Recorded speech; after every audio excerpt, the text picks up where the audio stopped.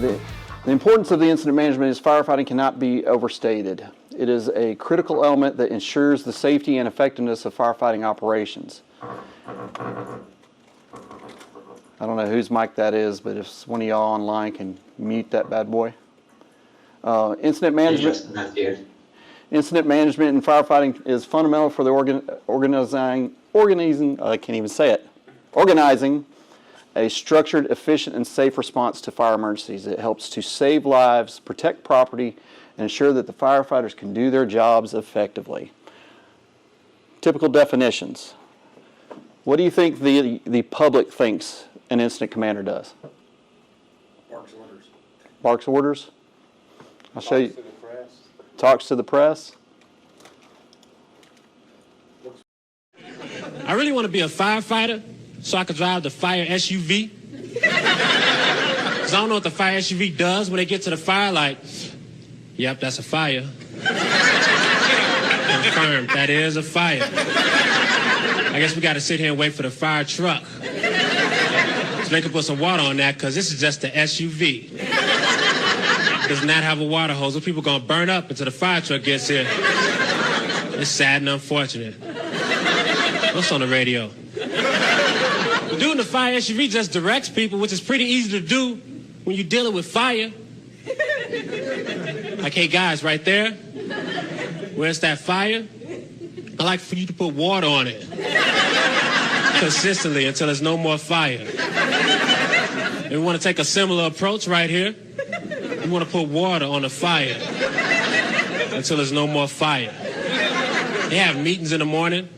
Okay, guys, hypothetically, if it's fire right here, what we want to do is put water on the fire until there's no more fire. We're going to take the same strategy right here. We want to put water on the fire until there's no more fire. They had the same agenda for every meeting. They just white out the date. All right, let's move on now. So from an incident command standpoint, we all know if you've been in that position, there's a lot more to it, right? There's a lot more to the fact that you've got to know certain roles. You need to understand how the incident plays out and what it is that it's going to take to become, just to basically take command. So from this, the most serious thing you can say on the radio is, I have command. Because when you say that, what are you really saying? I am responsible. That's what you're really saying. So what I want you to think about, if you've ever had that inkling in your head, are you ready for your very next fire? Your very next fire to be a tough, offensive fire with civilians trapped in the building and a mayday from one of your friends. Are you ready next time you get on the radio and say, I have command, for that to be your fire? Because there's nothing saying it won't be.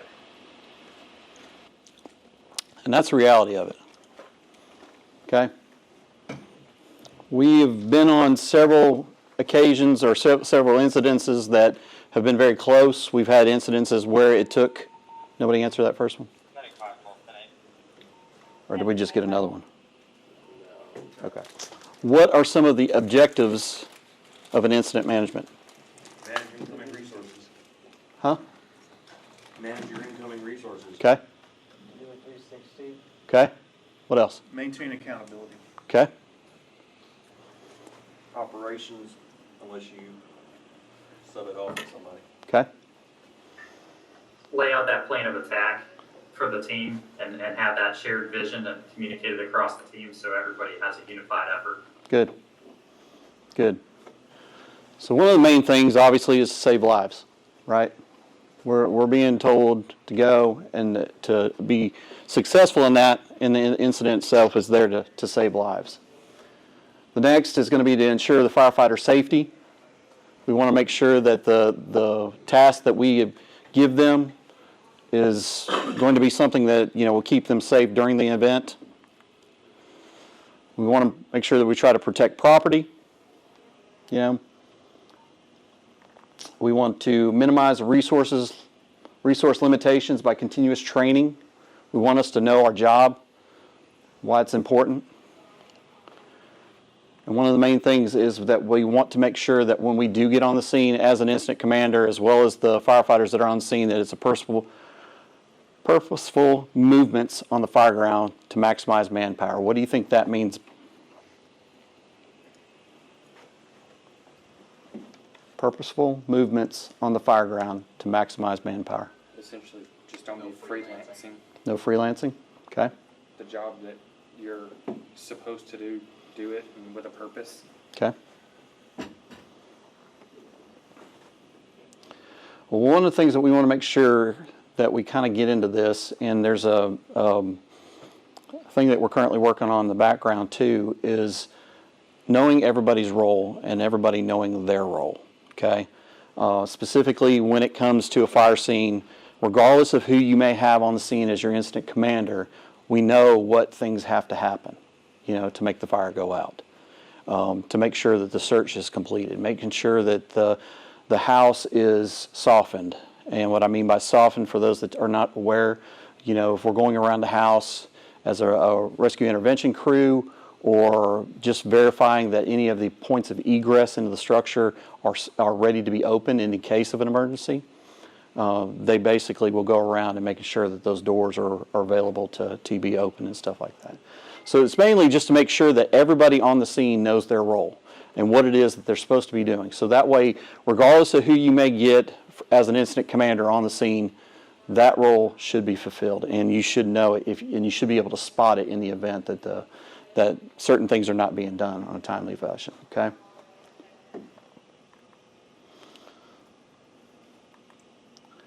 Some key components of incident management.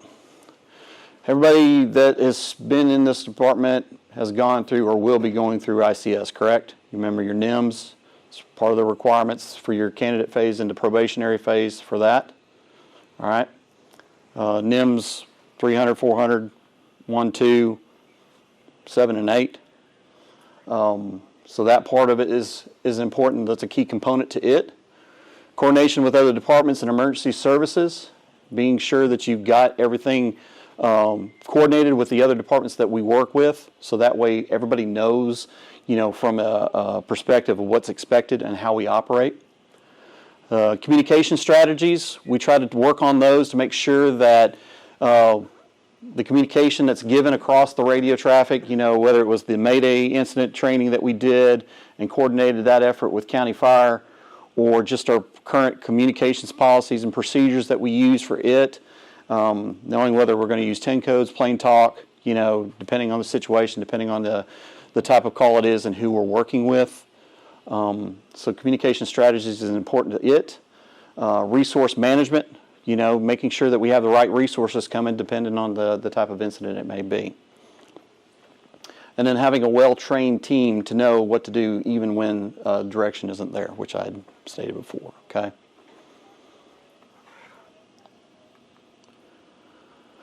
So, a little breakdown on the incident command system, the ICS. I'm going to give you some of the technical explanations of it, some of the roles and responsibility, and whose role is what.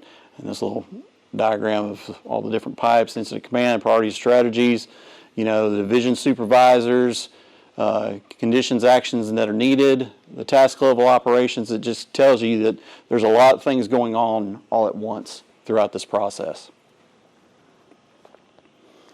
All right, here's the boring technical jargon that comes with ICS, and this is part of the NIMS incident command system that you'll end up taking if you hadn't already, okay?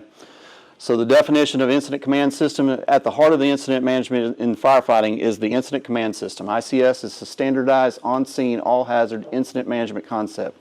It allows responders from multiple agencies to coordinate and work together in a systematic way. The ICS structure includes positions such as the incident commander, operations, planning, logistics, and finance and administration. By utilizing the ICS, emergency response agencies can more effectively manage incidences and events. It was originally developed to address problems in interagency responses to wildfires in California, but has since been expanded and adopted for all emergency types. Okay? So if you go through your NIMS courses 1 through 8, you'll come across that. It's a little field guide that you can actually get on Amazon if you're really interested in operating a scene. Okay? Anybody have any? So a lot of the roles Kyler mentioned are here. So your size up, your response, your pre-arrival. What do you think I mean by pre-arrival? Game plan en route. Game plan and route. Where do we typically do that? In the truck. Okay, where else? In your POV? What do you think your POV pre-arrival would be? What are you listening to, and what are you gathering that information from the call that's being dispatched to you? Radio. Elaborate on that. You're listening to, is anybody showing up on scene? What is dispatch telling you? Mm-hmm. You know, what's the caller saying? Okay. Excitement from dispatchers. Yep. What else? Start figuring out what your role is going to be when you pull up. That's right. What might they have you do? What about as far as your resources that are coming? Listening on the radio, hey, do I have a truck en route? Do I have the personnel that I think is going to be able to fight a fire en route? Those kind of things. Looking at active 911, seeing what the notes are saying in there, how many people are responding. You know, are we going to need to go ahead and get additional resources coming if it's during the day or maybe at night when not everybody's answering the call, right? What about as far as the IC officer? You know, the person that arrives on the scene and establishes incident command right out the gate. What do you think they're doing as far as their roles and responsibility? I mean, a lot of it comes right back to this, right? We circle back around, we can do size up, we think about what's coming to us from a response perspective. You know, pre-arrival, hey, is it a working structure fire? Is the tower coming? Am I going to have to place my engine in specific locations? You know, where's my closest hydrant? All those kind of things start to come into play as an IC officer, right? What about the operations officer? What is that person's role? Basically takes care of the tactics and basically overseeing the operational part. Maybe you can have break off into like sectors or whatever, but he's mainly seen over the sector people. Okay. Role assignments, Okay. basically. What about a teams officer? It's for a specific crew as far as whatever your task may be given. That's normally a smaller group, 2 to 3 people, how many ever you're operating with. Search or RIT or VIN. Exactly. Exactly.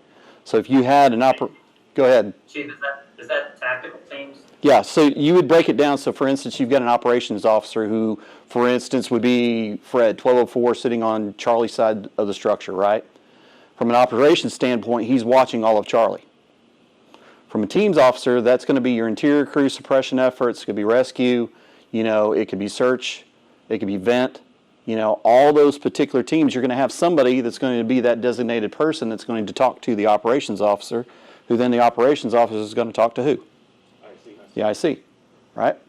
What about the driver? What do you think the roles of the driver are? Water supply. Water supply, Positioning. positioning. Yep. What else? Pump pressures. Yeah. Okay, Managing the pump, getting additional equipment off the trucks to the crews. okay. Light. Light. That's a good one.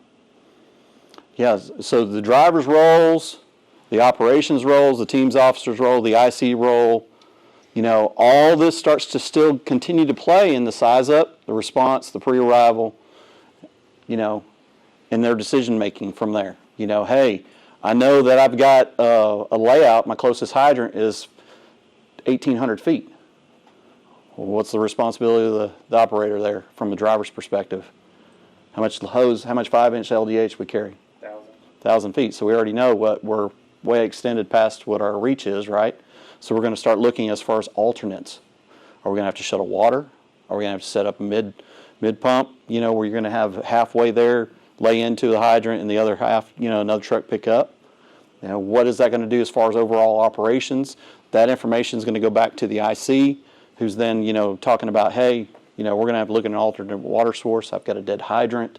All those things start coming into play from a driver's perspective, right? What about the firefighter? What do you think his role is? Stress line. There's a whole laundry list of things that potentially for a firefighter, right? I mean, it's. See that fire over there?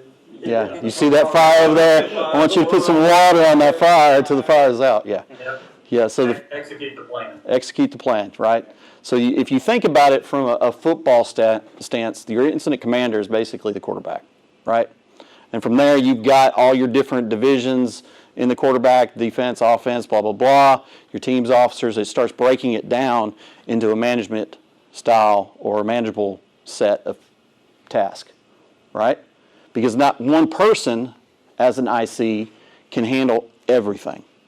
Span of control. That's one of the things that you're going to learn in NIMS is span of control. And how many numbers is that? How many people is a span of control for NIMS? One person for every 5 to 6. 5 to 7 is typically the span of control. Now, is that reality for us? No. Depending on the time of the day, how many people we have actually showing up on the scene, how many people are coming, skill set, so on and so forth. All that stuff right there starts to really come into play on span of control. What about EMS? What's their role? Rehab, taking Rehab, care of victim treatment, victims, Okay. be there on possibly standby. coordinating additional EMS resources, Mm-hmm. airback, Okay. Support role? Bring it like Rehab, Refilling air bottles, going back and forth, grabbing water, water. bringing all those supplies, handling the patient's information, writing the reports as well as with EMS, coordinating efforts with that, traffic control, all those kind of things can play. What about the juniors? What are y'all's roles?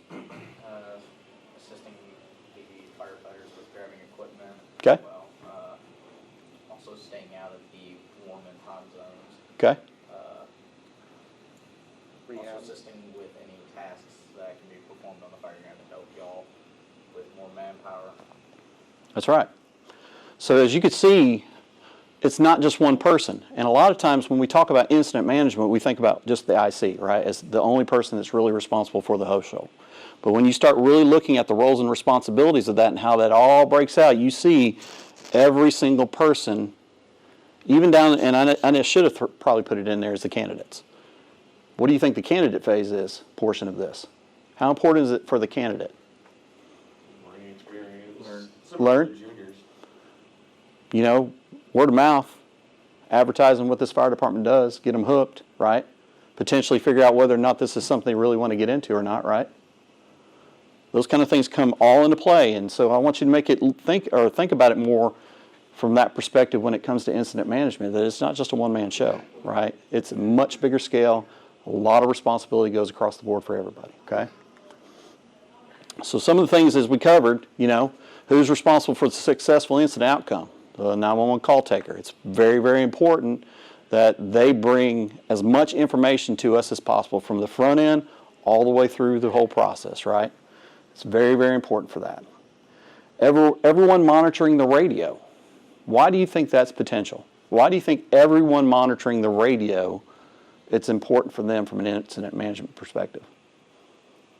What did I do to you guys today via text? We've had problems with people scanning, interrupting Okay. traffic. Okay. All right. So yeah, if there's a big scale incident going on, we don't need Joe Bob to get on the radio and tell them, hey, there's some telephone lines across the roadway after a severe weather incident, right? While there's a major incident going on the radio traffic. So yeah, that's a good one, Mark. But chief officers that are here, what did I do to you guys today that you may or may not caught on that text that I sent you prior to us getting dispatch? Hey, are y'all listening? Yeah. So for instance, this afternoon, you may or may not have heard it. Harvest ended up getting a wreck with possible entrapment. They ended up paging us as to bring extrication equipment. Caller advised that person was behind a vehicle, blah, blah, blah. Something fell off the vehicle, landed on top of the roof of the car, and the roof was collapsed with confirmed entrapment, right? Monitoring the radio did what for the people responding? Gives you an idea of what you're heading to. Gives me an idea of what I'm fixing to head to, but if just so happen you're one of those guys that scan and listens to everything going on, if it falls in our jurisdiction area, whether it's our second due or third due or whatever, it's starting to prepare us in the event we know, hey, we're about to get a call, right? So I'm going ahead and heading that way to get an apparatus, or just be aware, hey, there's a significant event going on, and from the radio traffic, it sounds like they're very short-handed. So there is a potential that we may end up getting a piece of that, or vice versa, right? You may be listening to the radio and hear a call come in, and we think, hey, our crew's got it, and then all of a sudden it goes sideways, right? So monitoring the radio is very, very important. Responding to the call. Why do you think that's an important piece of it? POV versus apparatus. Kind of know if you're POV, I mean, you're not gonna have the tools yet, or you're not gonna have the water or things of that nature to do anything starting out with. So, Right. But you can be a scene size up, kind of preparing Okay. the incoming units of what's. So let's kind of twist that a little bit. Tom, on your way home from work today, what was traffic like? Coming through Huntsville, Madison, time of day. Medium. So medium effort, and we get a working structure fire. Callers advising they've got flames showing from the roof, and so far you are the only person that's responded saying you're en route for engine 312 and you're coming from right out. Well, the reality of that is what? The burn time, right? Yep. We already know that it's vehicle or fire's already showing through the roof. We've got the burn time in play already because it's well advanced if it's already come through the roof. And our closest person to come pick up an apparatus is best maybe 15 minutes, right? Well, if you're sitting here at the station and you're not able to respond to an engine, what would be your next plan of action? No, POV is not going to put the fire out. Radio chief officer. Nope. Get the apparatus ready. Okay, that's one thing that could help. Yeah, I was gonna say what he was gonna say. What? I was gonna say get the apparatus ready. Okay. What about second due? What about getting additional resources? Hey, all I've heard is Tom, and it's just me here at the station waiting for Tom to get here. And we got a working structure fire. Right? That's part of incident management. Whether you're on the scene or not, that's part of incident management right out the gate, because you're trying to decipher whether or not, hey, are we going to have adequate resources once we get on the scene to be able to fight this fire? Is the fire well ahead of us already right now? We're only going to have one engine that's going to go. Yeah? So the roles and responsibilities of that is to take that call into effect and think about what your resources are, right? That's the reason why it's very, very important for us all to be communicating with active 911, showing that, hey, we're en route to whatever, whether it's to the station or POV or so on and so forth, or talking on the radio to, hey, I'm en route, 1203s and 10-8 station 2 for a truck, those kind of things, so that everybody that's monitoring the radios, whether they're on their way to the station, on their way to the call, can start making judgment calls on what they are, because they may be POV, show up first to the scene, and then have to make some decisions, right? First person on the scene, what's their roles and responsibility? Size up. Give me some more information on scene size up. What is that for the ones that may not know? Want to paint a picture. Tell them what you're looking at as far as single story, 2-story, is it a commercial building, what your conditions are, whether it's just smoke or, a little bit of smoke, a lot of fire. I just tell people it's essentially painting a picture. You want to try to tell everyone on the radio what they're showing up to. You want to get it 360 so you can kind of look at the big picture as far as the house, see what you're dealing with. Looking for windows or searchable spaces or, gas shutoffs, your power meter. And then you want to start giving assignments to incoming units and then pass off once the chief officer gets there. Very good.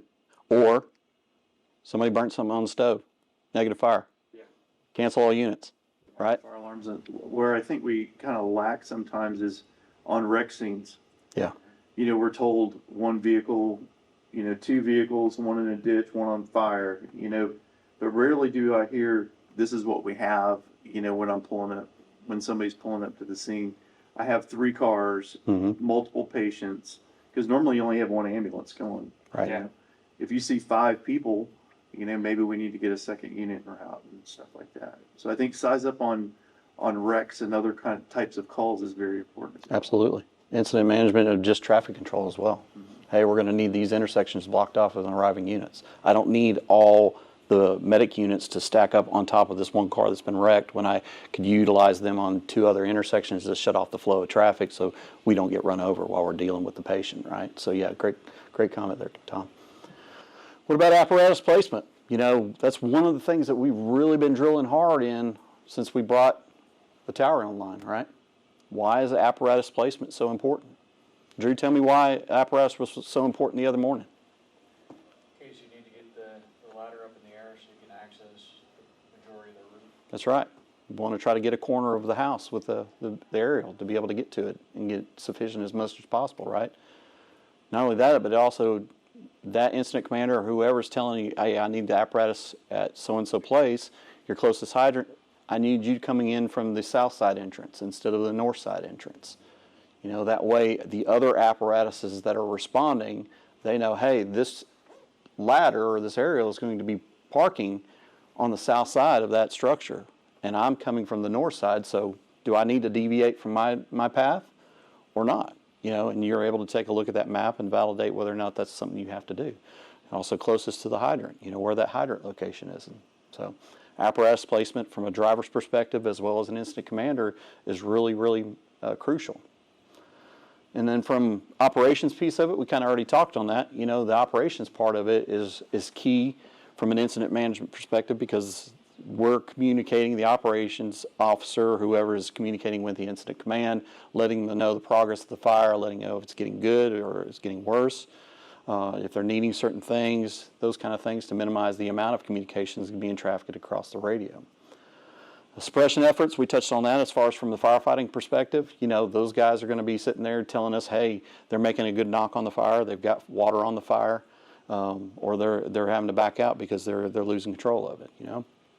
Rescue efforts, we've talked about that as far as, you know, if you're in charge of a primary, secondary searches, you're part of the RIC team, you're going in to do a primary, secondary search, you know, whether or not those are completed, when they're done, whether they found anybody, if we're rescuing somebody, we're coming off outside of the Bravo side window, those kind of things. Safety, you know, what's important about safety, Mark? You're always tagged to get the safety piece of it on the scene. That's everybody. It's everybody, that's right. And what does that mean? What do you do from a safety officer's perspective other than, you know, just the standard, hey, give me your tag? What are you looking at? Some questioning things that you're not maybe aware of because somebody hasn't communicated to you. Okay. But you're also looking at the overall incident, right? Is conditions changing where, hey, you may need to let the incident commander know, hey, it looks like we're about to lose integrity of the roof, right? Or, hey, that power line is compromised now because it's on fire. That's going to be a potential hazard, right? So from a safety perspective, it's paramount that you make sure that you're passing on that information. But as Mark always states at every end of every business meeting, who's the safety officer? Everyone is, okay? And then the biggest part, and one of the things that we're going to try to drive home the most, is knowing your role. All right? What do you think that means, knowing your role? To know how to be a firefighter, right? That's the reason why you signed up for it, right? So knowing your role from a firefighting perspective is that a continuous training that we're having to do. Why do you think it's continuous training that we're having to do other than just everything that we do is new? Muscle memory. Very good. Muscle memory. Because at 2 o'clock in the morning, we've all said, you know, we get that in the morning fog, trying to put something in pump gear, you know, putting in our turnout gear the correct way. All those kind of things come along with that. And, you know, knowing your role not only helps you, but it also helps your partner, helps your team, helps you as an IC, right? Because if I tell, you know, Drew, I need you to go stretch a line around the Charlie side, as an incident commander, that's the only thing I should have to tell him, right? I shouldn't have to second guess whether or not Drew's going to properly stretch a hose around the Charlie side of the structure. I shouldn't have to worry about, you know, any firefighter that gets an assignment, that the assignment that was given to them, they know their role, right? Because if they don't, then what happens? What's the worst thing that can happen? Worse than that. Somebody gets hurt. Somebody gets hurt, somebody gets killed, right? Okay. So actionable steps.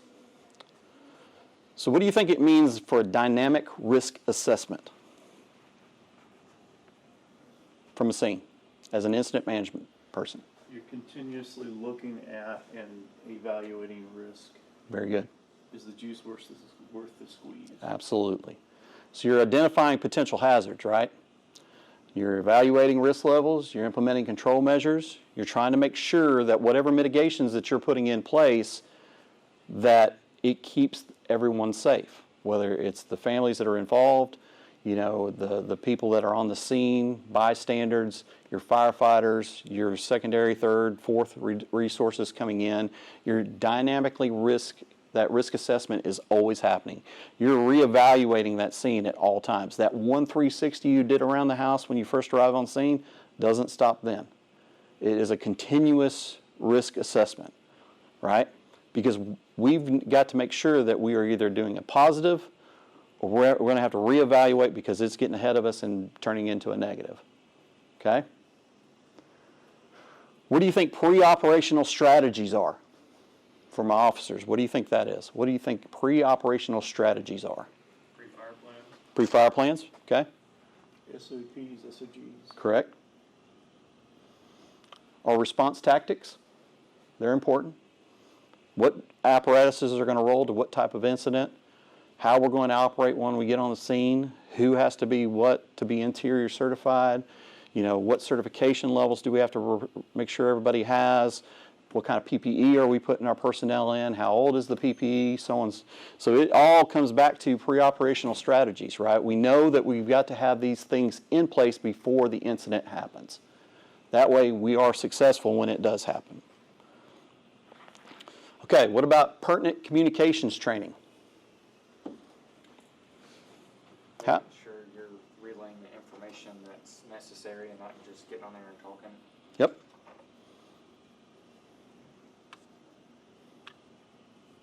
Basically, Chief's motto, whatever he said, make sure it's, what was his saying? Make sure it is, it's like 3 things. Is the information that you... Informative, not entertaining or Yeah, something else. yeah. Is it informative? Is it entertaining? Or is it irritating? Or is it, what's the other one? I wish, Close. something to that nature, right? So communications tools and technologies used in incident management, ensuring clear and effective communications during incidents, right? County Fire has a communication SOP, right? So that way, whenever they're taking the call, they're processing the call, they're dispatching the call, they've got a process in place that they're following. That way, that clear, concise, pertinent information is passed on to us. In turn, they expect that back from us, right? To be able to give them clear, concise information, not only for the other responding units, but all the other resources that potentially we will need for whatever type of incident it is. Okay? So we want to make sure that we're training on that, making sure that the pertinent communication training is something that we're diving into. We've had training here before where we'll draw up an incident showing you, 4 sides of a house with smoke showing or blah, blah, blah, and then you're on the radio and you're basically giving your scene size up. Or we've breaking the teams into two different groups where you've got one group with one Lego set, one group with the other Lego set, where we're building the incident by just the communications piece of it. All that is fun, but in reality, it's teaching you how to give pertinent information whenever you get on the radio. That way you don't sound like an idiot when you get on the radio, okay? Understanding resource management. Actionable steps for understanding resource management, right? We need to make sure that we understand, what tools we have available depending on the type of incident it is. When we had the helicopter crash, did we know that we had Redstone Arsenal available for them to be able to send their crew? We knew that we had to bring Huntsville Hazmat in, right? There's all those types of resources that come into play from that, is understanding what those are.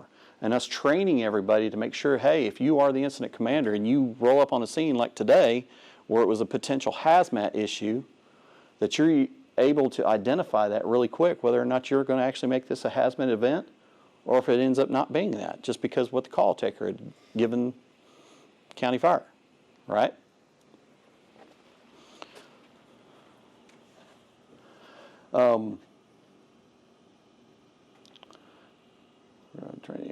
Training and preparation on all aspects to identify key and weak strong points. What do you think that means?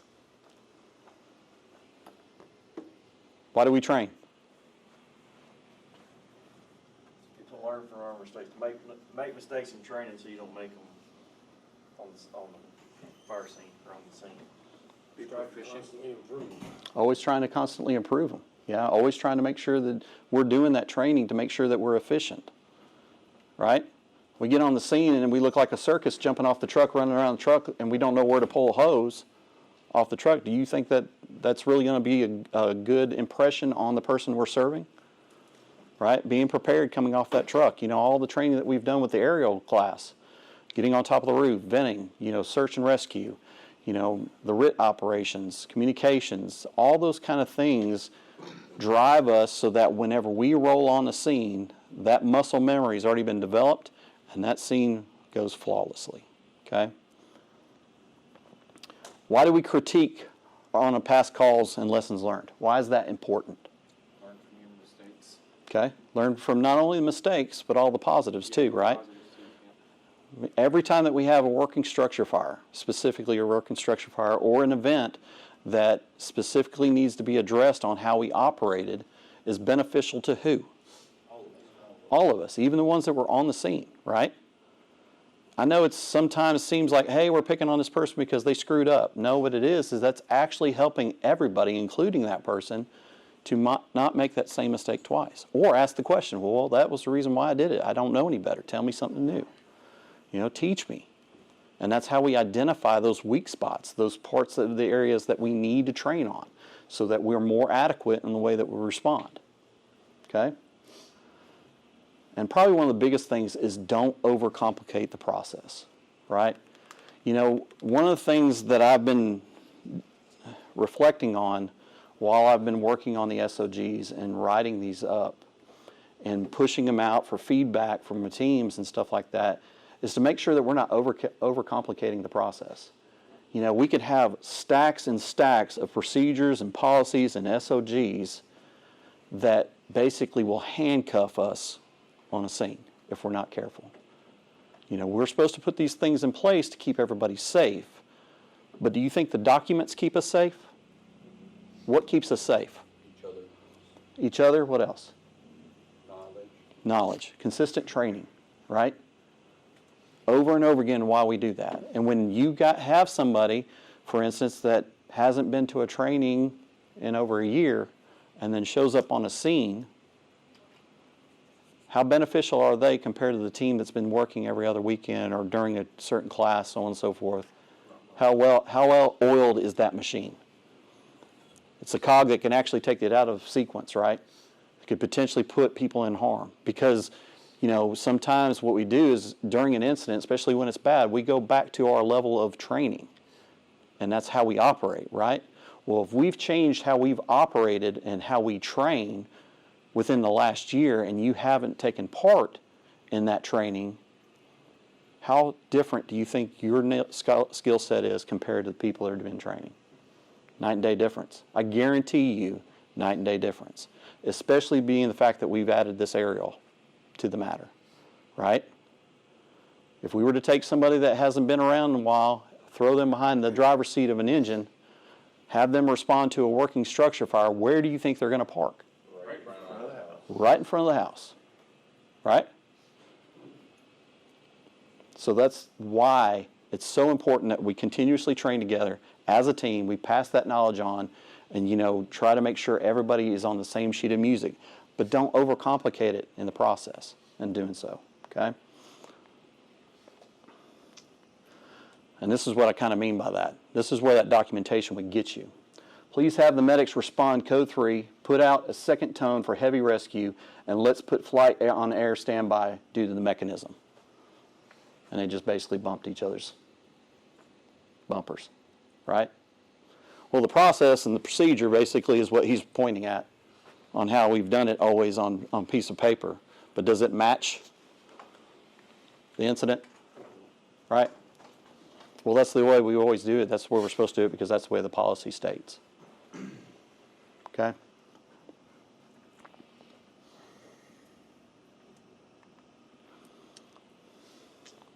What are some of the challenges in incident management? What are the 3 C's? We obviously know that communications is key, right? Why is communication key? We've kind of said it already. Everybody knows what's going on. Mm-hmm. Clear. Lack of communication is chaos. It can be, absolutely. What about as far as tone and volume? Tone and volume makes a big difference in communication, right? If I'm screaming on the radio, what does that do for everybody else that's coming to the call? Sense of urgency. Right? Clear, concise communications is key. Everyone has an issued radio on the fireground, but having a radio and using it are 2 different things. Messages transmitted on the radio should be kept to a minimum. Why do you think that's important? Need a whole drawn out sentence, because if you have that long piece and someone else has more important information and you're drawing this thing out. Consistent and concise, right? Just straight to the point, tell me what you need, tell me what you have, tell me what you want. Pertinent information, right? If you sit there and you're talking on the radio for 15 minutes straight, telling me what the smell of smoke smells like compared to the version what you see and so on and so forth, is that helping the incident any? No, it's not. You could actually be tying up the radio for more pertinent information, right? It's like having too many meetings. You never get anything done. Absolutely. Coordination. Why is this important? Teamwork makes the dream work. Teamwork makes the dream work. Okay, what else? Everybody rowing in the same direction. Everybody rowing in the same direction. I like that. All right. When an engine company opens a door to advance a hose line or perform a search, or a ladder company opens a window to ventilate, they are going to change the environment and possibly redirect flow path, right? They cannot solely focus on their job and not take into account how or when or what they do that affects the rest of the incident. Coordination is key to any success on the fire ground, right? So if you have somebody that's, hey, I need you to pull the line stretch to the front door, make entry. And we got freelance Bob who shows up on the scene, takes a pike pole and busts out every single window around the house. Did we just coordinate an event? No. Right. We just created a worse event, right? About like the one that Ryan brought up the other day in his class, his training class, about the one that ended up getting the truck company that pulled up and started taking down all the, or Oh yeah, in New Jersey or Atlanta, yeah. Pulled the plywood off and ended up venting the house and ended up killing firefighters doing it. Yep. All right. What about control? What is control? What do you think that matters in incident management? I think it kind of goes back to that risk, the ongoing risk assessment, making sure what you're doing is, benefiting, or if it's not, our thing is incident stabilization. You want to control that incident, make sure it doesn't get worse. That's right. On the fire ground, you want to control the flow path. Correct. But we also want to control water supply. We want to make sure that we get water on the fire. We want to make sure that we've got adequate water supply. You got adequate placement. I almost put in a picture instead of this, but I thought this one was a little bit more pertinent. But you've probably seen the Paul Combs. I'm real big on his little cartoon drawings and everything like that, where it shows the aerial stretched out to the window sill, but they're about 6 feet short of the victim. The coordinated event of trying to make sure that the placement of the apparatus is sufficient to the rescue, those kind of things. When you're part of a team, you must remain in control of your actions. It is important to stick with the game plan. If a problem or urgent situation arises, communicate the message to the IC or the operations officer so that that person can coordinate with the other teams working on the scene and get you the help you need, right? So last weekend, Saturday, we did ventilation, where the aerial team got on top of the roof of the house that we had detonated and cut a bunch of holes in the roof. Well, do you think the effort of that training was just to learn how to cut holes in a roof? No. What does that do for the interior firefighter? It helps the flow path of the fire, right? The amount of heat that's inside the structure, the smoke. But what if you get up there and cut a hole and just open up without that coordinated event, and the water's not even ready? You make the fire worse, burn the whole house down, kill some people, you know? So that control and that coordinated event all comes into play. And that's where that clear, concise communication is. And we were radioing on the radio when they cut the hole and they validated with the IC or the internal operations personnel, ready to vent, and waited for them to say 10-4. And then we opened up, right? Because if not, you're freelancing. And you're basically, even though you were directed, I need you on that roof, cut me a hole. And you were directed to do so, but you didn't coordinate that effort with your interior attack team or your incident command, that could change the way that this whole thing turns out, right?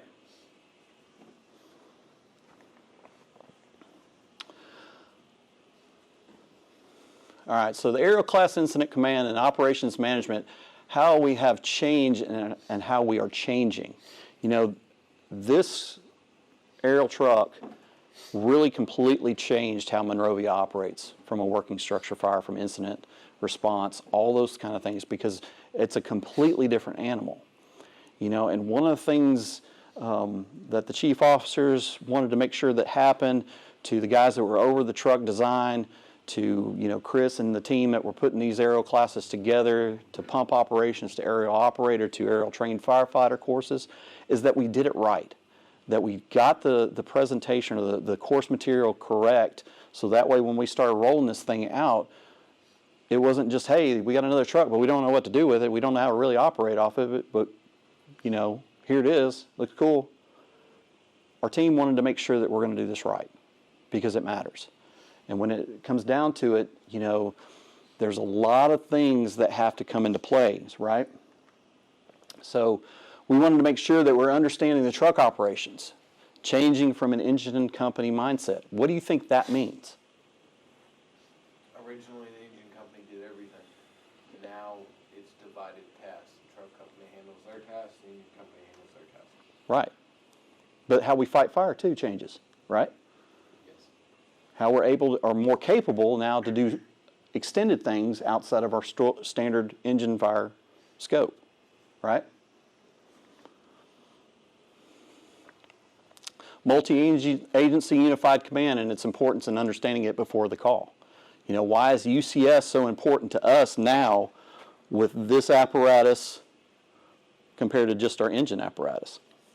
The odds of us working with other departments, especially the cities, have significantly increased over the past 3 years. It has. But it also is very, very important, the fact of, just like we were talking about earlier on the IC and the arriving units, it's not just Monrovia now that has to worry about engine placement. Who else? All our sister departments, right? Madison, Harvest, Bobo, Tony, anybody that calls upon us to bring that aerial out, those considerations now have to be put in play. You know, where are we going to place it? What is its task? What is it going to be utilized for? You know, so that UCS piece of it, the unified command system for multi-agencies, being able to communicate that across the board. That's the reason why we're working so closely with Madison right now and developing our SOGs to align with them. Because not only do we call on them to back us up, but they are calling on us as well, right? And as long as we're operating off the same sheet of music, then once we get on that scene, you know, as we're developing our SOGs for Costco when it comes into play. You know, how we were talking about last weekend where we're going to get everybody together and go over to Cliff Farms and stretch hose lines in the stairwells to be able to get to the floors and dry practice that, because they had an incident, you know, last week or week before last where their training, their consistent training on how to do that played out perfectly on an actual call, just like they had trained. You know, and that's where we need to be as a department, is to be able to be consistent. Regardless of who shows up, who's available, who your incident commander is, what department we're playing with, that when you come off that truck, you show up POV, you know what your role is and how you're going to operate.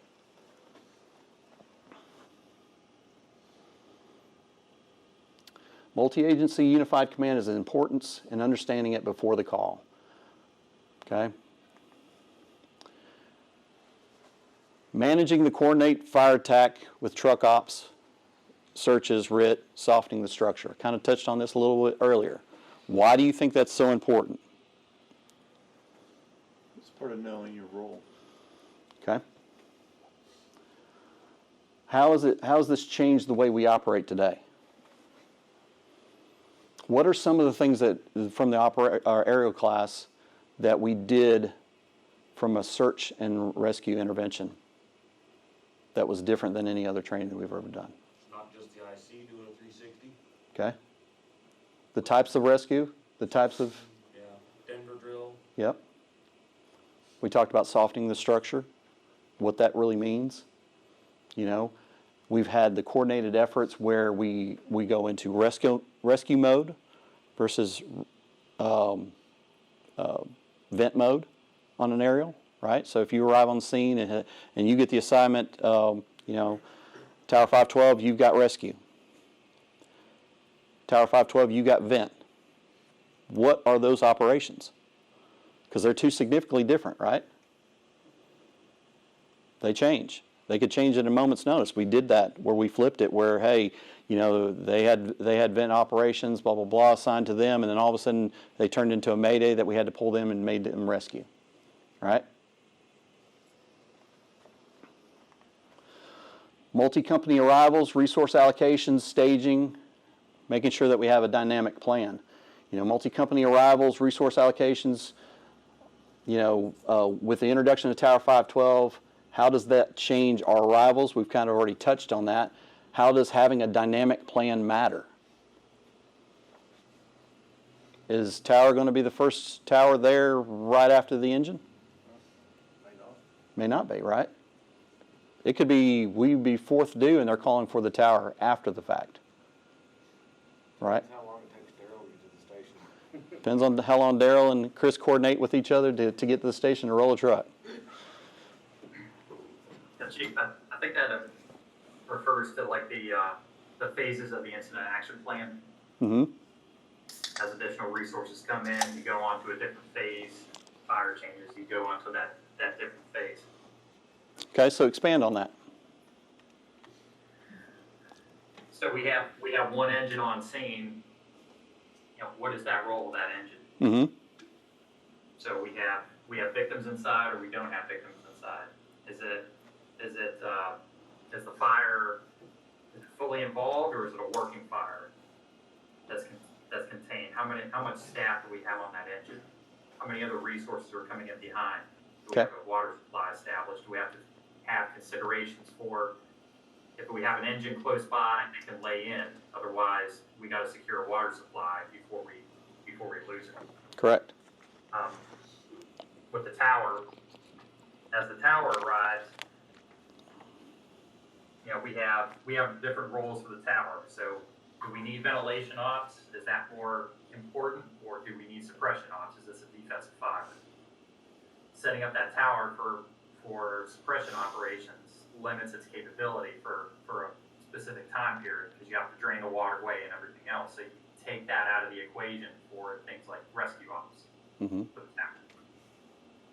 Very good. Yeah, so it could change at a moment's notice, regardless of the type of call that we have, apparatus placement, who's responding to what, so on and so forth. So that is very important. Good point, Justin. All right, so communications. We kind of touched on that a little earlier as well. IC, operations, sectors, divisions, the span of control for each. You know, why is the span of control so important? Because when you start overloading one person Mm-hmm. with to where it's you got so many different people on scene at different spots and he can't keep up with everybody, so you limit him to, you know, or span that out to limit so many people per person. Okay, let's make it a bigger scale. Let's talk about an apartment fire. So easily, span of control on a 4-story apartment fire. Not all 4 floors are on fire. We're talking about one. It could be into one apartment, but you've got to control the fire floor above and below. You know, water sources, placement of apparatus, personnel. Easily, I'm thinking at least 12 to 14 people easily, with each person inside of that, not counting your operations or your incident command, right? How many personnel are usually responding to Madison on a good day? Everybody's there. Ryan, you're on the call too, right? Yeah, I'm here typically on a full day, depending on what shift, but you're anywhere between 22 and 25 people, depending on what shift it is. And anytime that you guys get a potential working structure fire, you're always, all 4 stations are responding, correct? That's correct. You get everything in one shot. Okay. So our best that we've seen on record from Monrovia showing up on a working structure fire is 16 personnel. All right? 16 personnel, but then you start breaking down skill sets. All right? And there's the reality of it. You may have 8 on the scene, and out of that 8, you're going to have somebody that's going to be a senior guy that's going to be IC. You're going to probably have a senior guy that's going to be in operations, and everybody else is going to be firefighters, right? Or whatever skill set that their roles. So why is it important of that? Why is it important for the training? Why is it important for the span of control? Secondary, third due departments outside of Madison, where they're going to send us whatever they can to us on a working structure fire. But you start looking up north to that, you know, resource management from there. You know, that's not a dig on them or anything like that, but the reality of it is 3 or 4 people. We're still nowhere even close to having the span of control to manage a scene like that.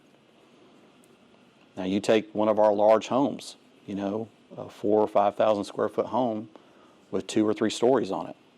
Same risk, right? Maybe not as large of a life hazard potential, because you don't have, you know, hundreds of people living in an apartment like you do in an apartment, but the risk and the hazards are still there. You know, the potential. Okay? We are working towards role assignments. There is a group of personnel that we currently have right now that is looking at potentially how we would come up with strategies of companies within the department, down to the seat level, you know, and how we could potentially do that. What that's going to end up doing, it's going to expose the black eye this department has, which is the skill set, you know, and we do have enough personnel that are currently continuously training to improve their skill set, but we've still got a large portion of the department personnel that are not. Right. You know, so we still will have that limitation, but it identifies, okay, now what? Right. We identified we can do this with this amount of people because we know where their skill sets are or where their skill sets can be. Versus we know we've got this amount of people on the roster that are not there yet. Right. So what do we need to be able to do to get them there? Right? So yeah, it's an ongoing effort. It's something that we're definitely trying to identify and trying to work towards. You know, a lot of this is not just to get training, just to get a piece of paper. You know, so. All right, down firefighter communications, incident management, handling the Mayday. We had that class on the Mayday, on how crucial that is on that communication piece, right? From an incident command perspective, to the operations, to the Mayday officers, so on and so forth, the rescue team, all that. So we know, you know, what we've put in place, both with us as well as County Fire. We've trained on it. We're starting to work towards that. We're going to start passing that skill set off to others so they're prepared. We're going to start adding that to all our training situations. That way, at any call, any event, it's not just hey, we're just going to practice Maydays today and I'm going to put a piece of plywood on top of you and I'm going to sit on you and you figure it out. We're going to start training towards that on every incident that we have, whatever it may be, you know, and how Maydays can come into play with that, right? Offensive, defensive, and transitional attacks from a truck ops perspective, you know, how is it that different than engine company? So if I was to tell you we're on a defensive fire attack with Tower 512, what does that mean to you? Tower to Master Stream. Most likely we're going to introduce the Master Stream, right? Where's the drone? Yeah. Where's the drone? What about transitional? Can we do transitional from that? Yeah. Absolutely. Bring it under, knocking it down, knock majority of it down. Especially on all programs, on Yeah. Okay. That water supply needs to be established before we decide that we're going to do big fire, big water. Right? Because we know that within 2 minutes, our current apparatus, the engines that we currently have right now, are empty within 2 minutes. So training on establishing that hydrant under 2 minutes, just like your turnout drills, that's how important that is. Terry, I took you out and we did that circle around the parking lot. How quick was it for you to try to get that water source established with the deck gun flowing? You found out really quick that water source is important to be able to transition, because if you guys got people or personnel on the tip of that line, or you're trying to make a significant knock on the fire without an established water source, guess what? You're down for 4 to 6 minutes trying to then worry about, hey, I need to either, skull drag 5-inch to the closest hydrant, wait for another truck to show up to give me water, or we sit there and watch it burn. Okay? And then applying the critiques and lessons learned from this course and previous calls. What did we learn this Saturday doing the roof vents? Critiquing it. We were disappointed in the electric saws. Okay?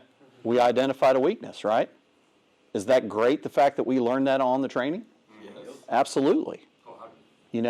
Absolutely. Because, the last place that you want to figure something, hey, this particular tactic or this particular tool doesn't work like we thought it would, is on a fire ground. When stuff gets real. Yeah, it gets really real, very quick. I thought I would never see the fact of us going back to an older tool because of the way it operated versus the newer tool. And it may be just blade. It may be just, hey, that's just the luck of the draw. We went with something that didn't work the way we thought it was. Or we make plans to put gas-powered vent saws into play and still have the battery-operated ones for smaller operations, smaller jobs, so on and so forth. But we've identified and critiqued it, and now we're addressing it, right? So it's not just, hey, we're going to critique the calls after an incident. This training produces that critique.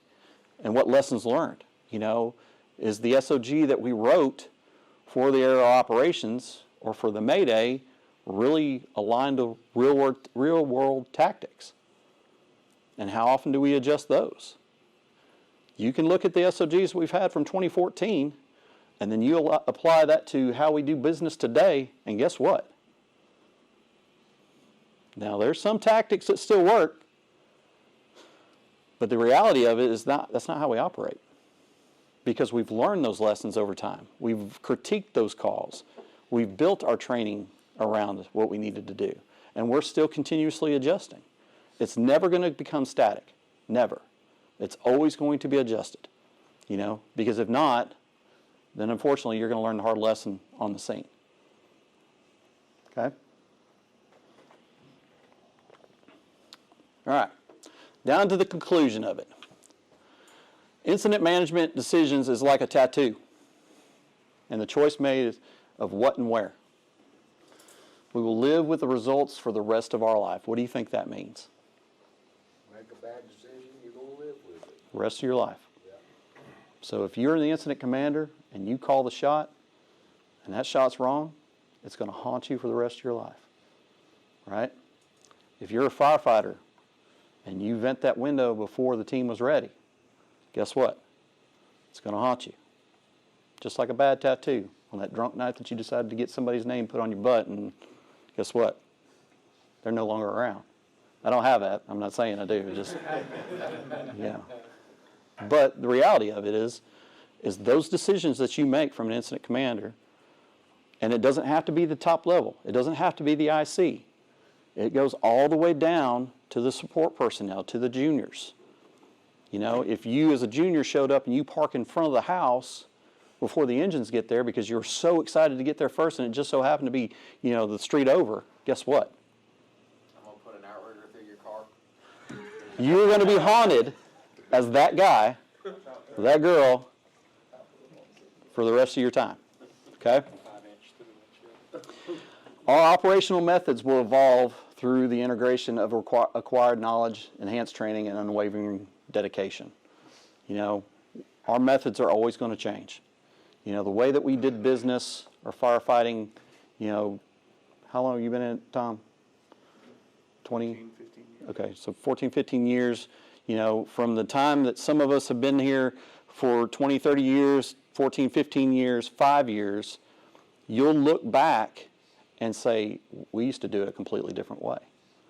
You know, Firefighter 1, when I went through Firefighter 1, it was a steel bottle, and when we ran out of air, we did low hose. And what that meant is you unclicked it from the regulator and you stuck it in your jacket. Don't do that crap anymore, right? That's a big no-no, right? Hoods, that was an option. We used our ear to tell whether or not it was hot. Do that now on the fires, and guess what? You won't have any ears. Bunker pants were an option at one point. Yeah. I always had full gear. I never had the long hip boots or anything like that. You know, but it's going to change. You know, the way that we do things today, 2 years from now, I guarantee it'll be different. Why do you think that's important? Fires change. Fires change. Concepts on tactics will change. Progress will change. Buildings are constantly changing. Buildings are constantly changing. Materials, tools, you know, strategies on those type of tactics. I mean, who would have ever thought 2 years ago we would have had a drone program with 15 licensed pilots flying drones on structure fires? Who would have ever thought that? I know I didn't. In fact, when I first heard that we were getting a drone because, you know, Philly was pushing the hey, let's try this, a lot of the chief officers were like, really? For what? Just another toy. Just another toy. They'll end up crashing that thing, blah, blah, blah, won't be any good. Well, guess what? We've utilized it quite a bit, and now guess what? Who else in this county is using it? Harvest. Not just Harvest. Moores Mill, Huntsville. You know, there's a lot of people that saw what we did on a couple fires and how that made such a significant impact on how fast that fire went out or the operations of it. But guess what? Sign me up. There's a drone. Kind of like a tick and rekindles. Yeah. Yeah, we used to, it looks like it's got out, and then next thing you know, 2 hours, 4 hours later, we were going back to the remnants of what was left of a saved house. Because we didn't utilize a tick, we didn't go in there and take the concerted effort to make sure the fire was out. Right?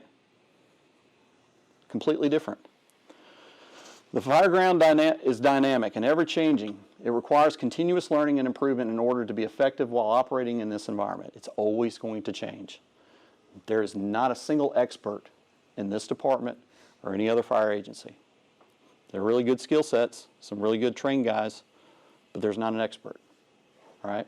And the day that you feel like you're an expert at this is probably the time for you to retire or get out of the service because you're going to get yourself hurt or somebody killed. And that's reality. Okay? We don't know it all. We got to continuously train. We got to continuously bring different ideas, and everybody's idea is important on how we operate and how we adjust that and how we make those changes to better the department, to better serve our community, and then to help out the other departments that may not understand or that may not put the amount of effort that our team does here. Okay?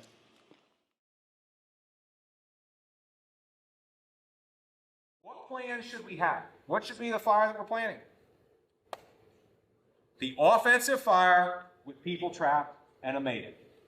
Why is that the plan? We can always dial that one back.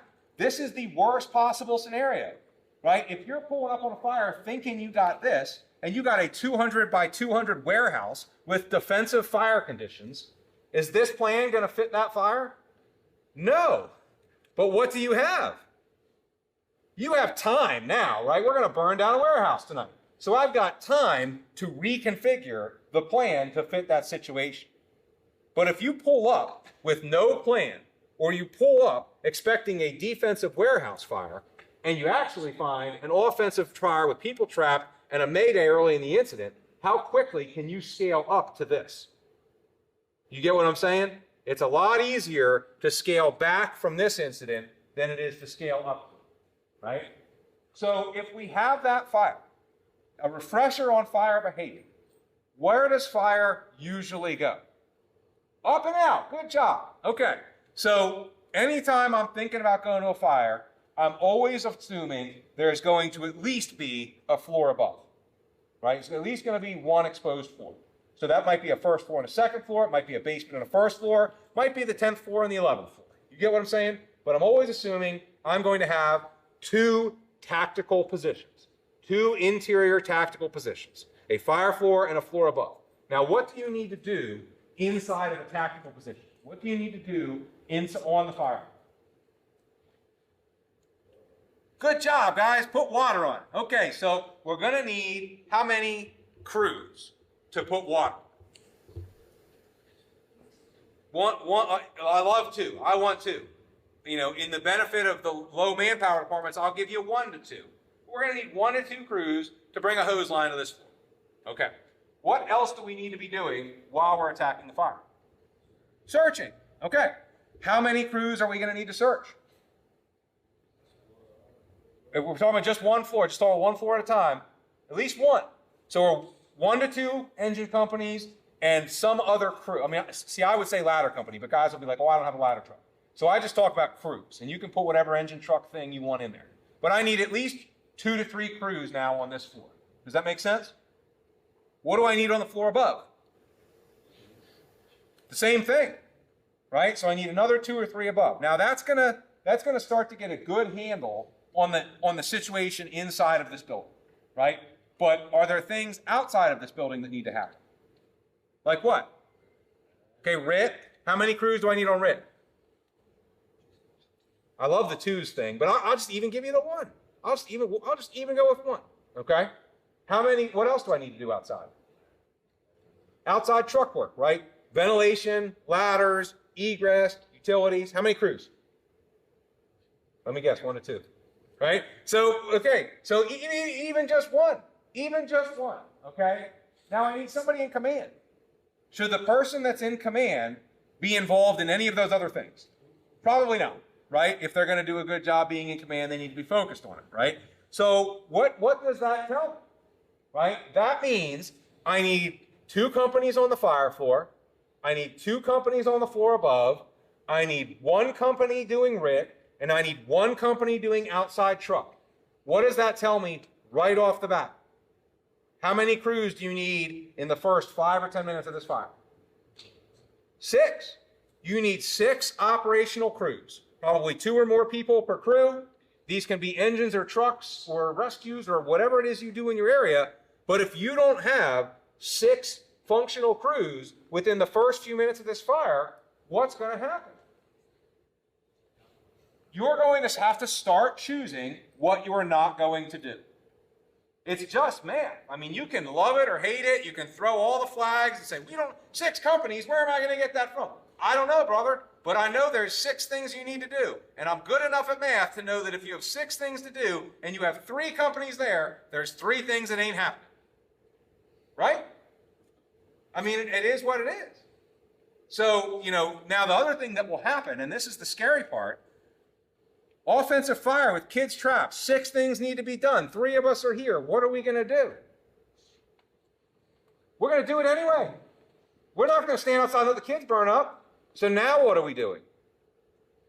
We're overextending ourselves, right? We're overextending ourselves. We're on the diving board above an empty pool.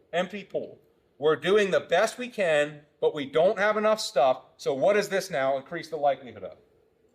Somebody's going to get hurt or killed because we are operating above the threshold. And I'm not saying that we shouldn't, and I'm not saying that I wouldn't, but I'm saying that when you knowingly set up your department to not send enough stuff to every fire, you are putting your people in that situation at every fire. Does that make sense? And that's how you end up with a guy getting burned up searching the floor above because there weren't enough people for him to have a hose line up there. You get what I'm saying? And that's just one example, but that's how those anticipatable scenarios, happen. So step 1 in all of this, even before having a good plan, step 1 is you've got to make sure you have enough stuff going to the fire. 6 minimum. Now, not when you get there and confirm it's a fire. When you get there and confirm it's a fire and then call for help, how far away is that help on the best day?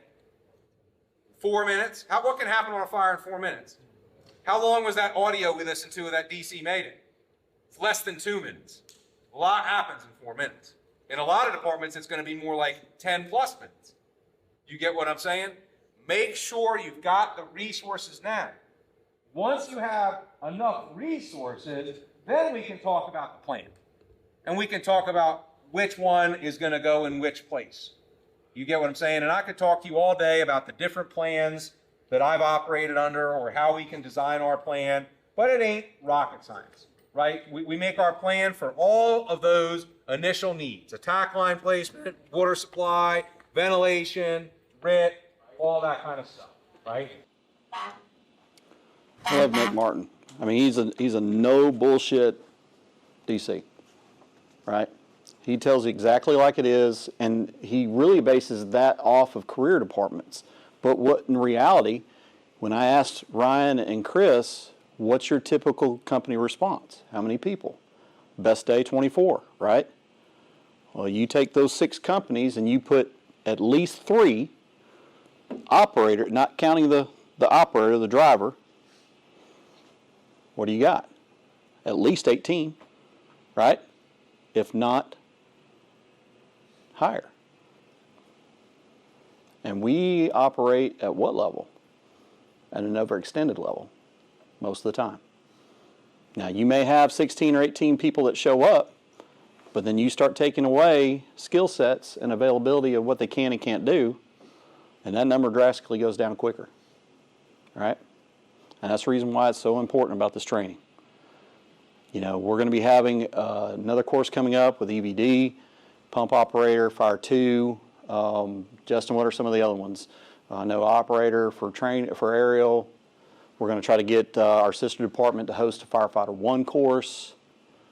You know, all those things are going to be opportunities to grow this department with the personnel that we currently have and the personnel that are going to be coming in. Because if we're going to fire alarms with 2 people, 3 people, 1 engine, and 2 medics, what are we setting ourselves up for? A potential failure. It's a beast that has been plaguing the volunteer service forever, right? It's been a problem ever since this department was created, you know, but it's gotten exponentially worse over the last few years with the amount of growth that's happened here. You know, I remember when 800 calls in a year was a big deal. And the first department to crack over 1,000 was like, wow, that's cool. They're actually running 1,000 calls. You know, last year, 2,500 calls, and we're like, good Lord, make it stop. You know, and yeah, I know a lot of it's medical. But there's a lot of the portions on there that every single time we get that fire alarm, every time we get that working structure fire, every time we get that wreck, we're putting our team at risk every single time.